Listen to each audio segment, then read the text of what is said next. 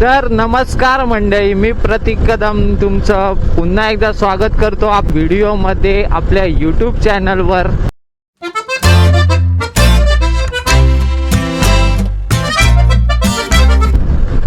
तर मंडळी कसे आहेत सगळे, मजेत ना? आणि डायरेक्ट मी मोठो व्लॉग सेटअपवर आलेलो आहे आणि डायरेक्ट आपण कुठे चालतोय हे तुम्हाला आजूबाजूच्या नजाऱ्यावरून तर कळलंच असेल। डायरेक्ट आपण आलेलो आहोत मुंबई गोवा हायवे। आपण बरेच दिवसाच्या विश्रांतीनंतर म्हणजे बरेच दिवसाच्या आरामानंतर आपण चाललेलो आहोत एका राईडला। आज आहे फ्रायडे। रोजच्या दगदगीतून आपण थोडासा वेळ काढून आज आपण चाललेलो आहोत राईडसाठी।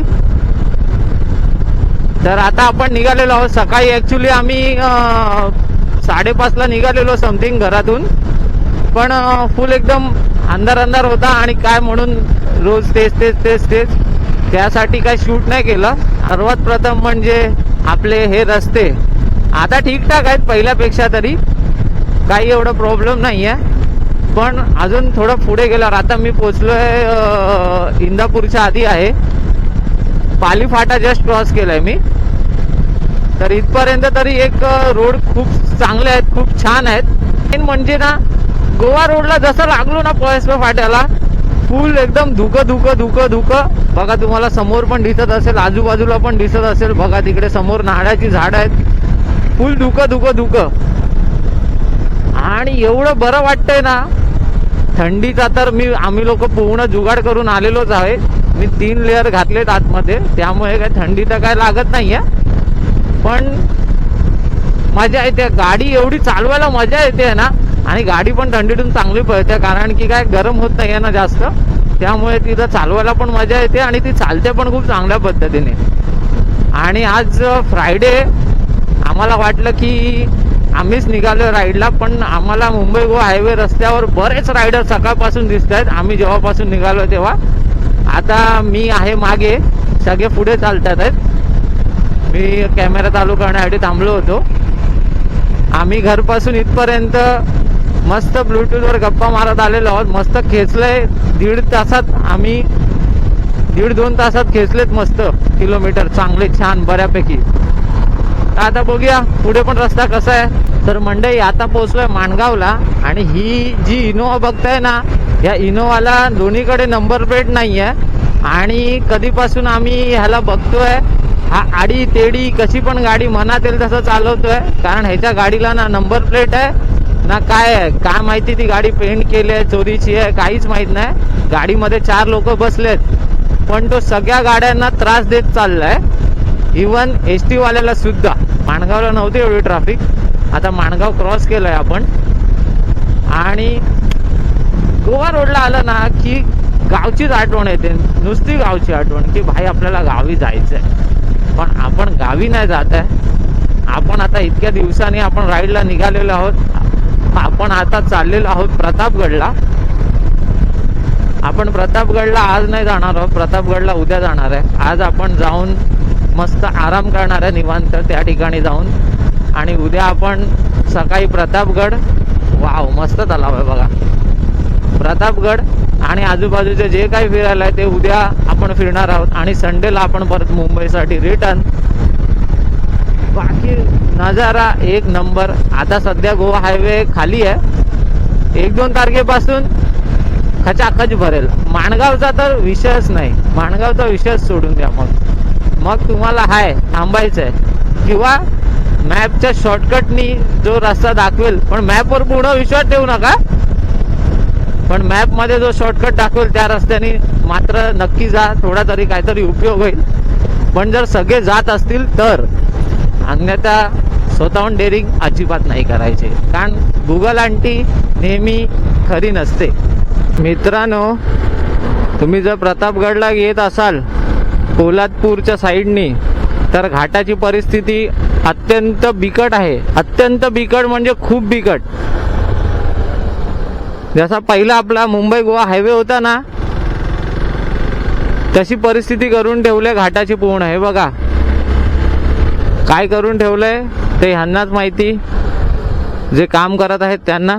आणि ज्यांनी काम दिलंय त्यांना. हे बघा, हे पूर्ण ना असंच करून ठेवलंय सगळीकडे. हे कोसळलंय, काय झालंय की ह्या लोकांनी कोसळलंय, खोदलंय, त्याचा काहीच नेम नाही. चांगल्या घाटाची ह्या लोकांनी वाट लावून ठेवलंय, कारण मध्ये मध्ये ह्या लोकांनी खोदल्यासारखं वाटत आहे. आणि असंच हे पूर्ण खराब आहे. समोर तुम्ही बघू शकता, बघा अख्खा लाल लाल जॅकेट अख्खा वाट लागलाय. माकड बघा, माकड.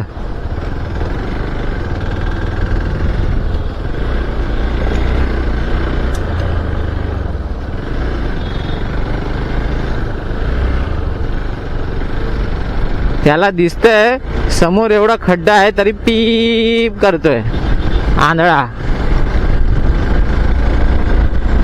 मस्त खालचा नजारा मस्त आहे, व्हॅली चांगली दिसते. पण घाटाची मजा जी आहे ती बाद करून टाकली या लोकांनी. वरचा डोंगर एक नंबर. या लाल लाल मातीत ना अख्खा माझा जॅकेट ऑलरेडी लाल आहे. जे ब्लॅक कलरचं होतं ते पण लाल झालं. Danger bye. एक गोष्ट आहे या आंबेनळी घाटाची, रस्ता कसा पण असो, एकदम खटारा का होईना, जे नजारे आहेत ना ह्या घाटामध्ये एक नंबर असे. बघा आता आपण एवढ्या टॉपला आलोय की खाली बघा, खालचं आता मला उभं राहावं लागेल वाटते. हा मग पुढून दाखवतो. बघा नजारे बघा, एकदम आपण एकदम टॉपला आलोय. बघा नजारे. खाली बघा कोणता तरी रस्ता आहे, ते बघा गाड्या कुठून येत आहेत. फुल मोठी डीपली व्हॅली आहे, डीप व्हॅली, डीप. बघा आपल्याला तिकडे जायचं आहे. त्यामुळे ना रस्ता खराब असला ना तरी मजा येते. पावसातून डेंजर आहेच, अवॉइड पावसातून तर. ओय ओय ओय ओय. समोरची पर्वतरांग बघा, खाली गावं आहेत, तिथे मस्त एक रस्ता जातोय. कॅमेऱ्यात दिसणार नाही पण कॅमेऱ्यात ते डोंगर दिसेल संपूर्ण. एक नंबर.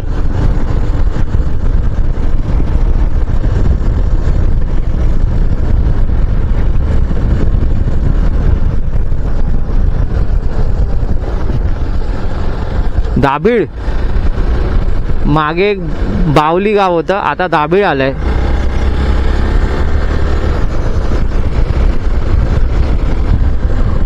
निसर्गाचं जे दृश्य आहे ना ते खूप एक एक नंबर आहे इकडे. पावसातून मजा येईल खरी, पण पावसात रिस्की पण आहे तेवढंच.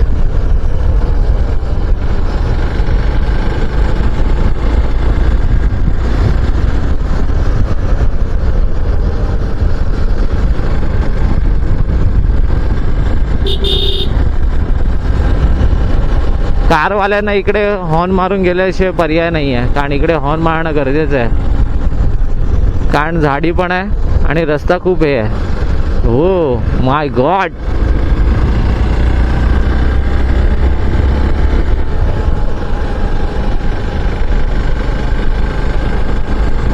बघा खाली बघा, एक नंबर.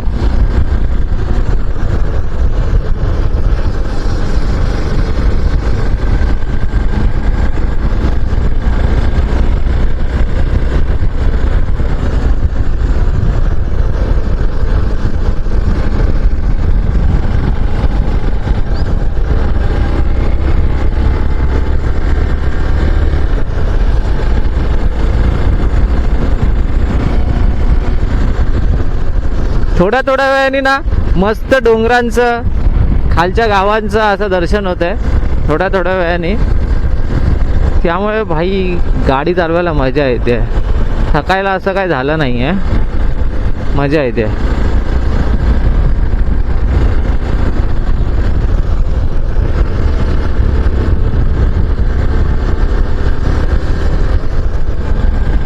फक्त हा रस्ता जरा शॉर्ट आहे, 2 बस आल्या एकसाथ तर थोडा वांदा होऊ शकतो असं मला वाटतंय, पण रिअल मध्ये होत पण असेल वांदा. अति उंच कडा, वाहने सावकाश चालवा.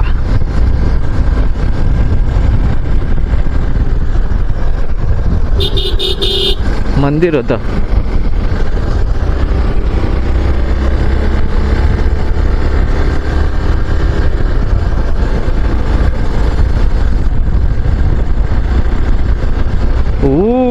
एक नंबर वाय.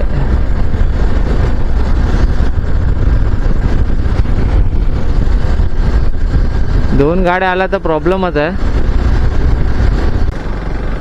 मित्रांनो.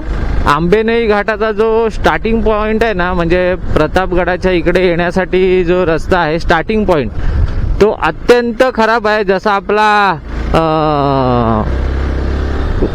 भीमाशंकरला जाण्यासाठी आपण वापरतो, त्याचं नाव मी विसरलो यार, माळशेज घाट. हां, माळशेज घाटाचा जसा पॅच आहे ना, स्टार्टिंगचा पॅच खराब आहे आणि नंतरचा बोगदा गेल्यानंतरचा पॅच एकदम क्लास आहे. तसंच आंबेनळी घाटाचा पण आहे. प्रतापगडाच्या थोडासा आधीपासून रस्ता चांगला आहे, बाकी स्टार्टिंग पासून जो खराब आहे ना, एकदम खराब आहे, एकदम थर्ड क्लास असा रस्ता आहे. रस्त्याची कामं चालू आहेत, कुठे खोदून ठेवलंय, कुठे काय करून ठेवलंय, मध्येच ट्रक उभा आहे, काय आहे चाललंय घाटामध्ये.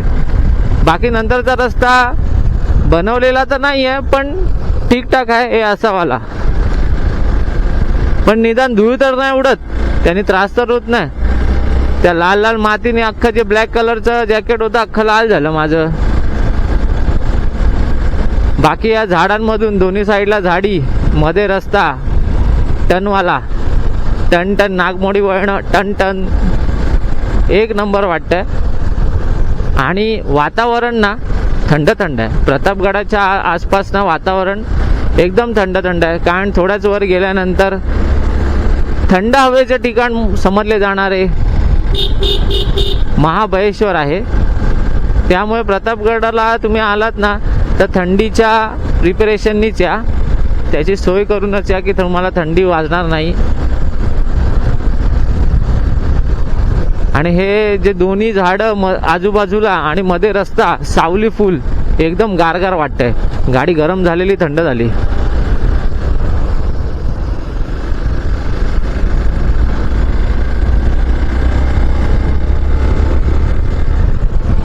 बघा खाली व्हॅली बघा, पैसा वसूल या व्हॅलीमध्ये आहे.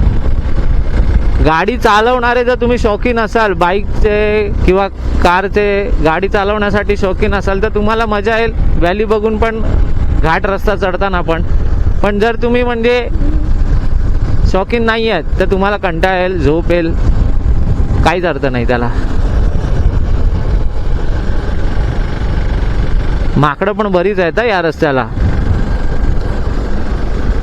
खूप माकडं आहेत.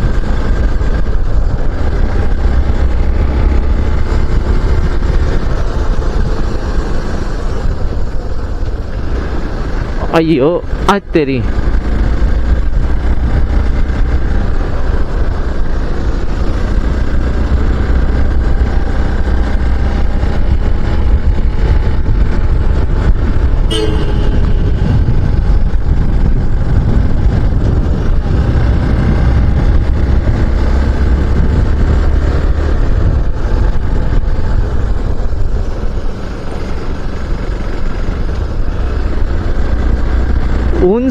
ऊन सावली खेळ चालू आहे पुन्हा.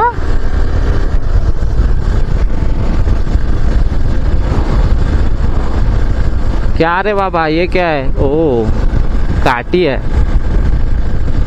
मला वाटलं अमेज़न के जंगल में से कुछ आ गया क्या.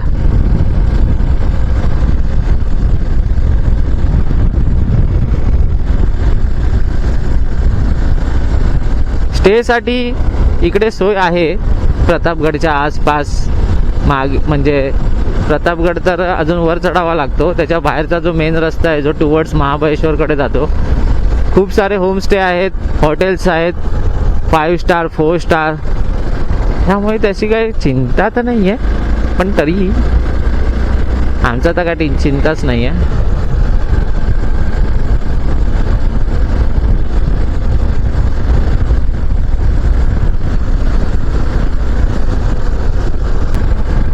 चढण क्लास आहेत, एक एक नंबर असे चढण आहेत.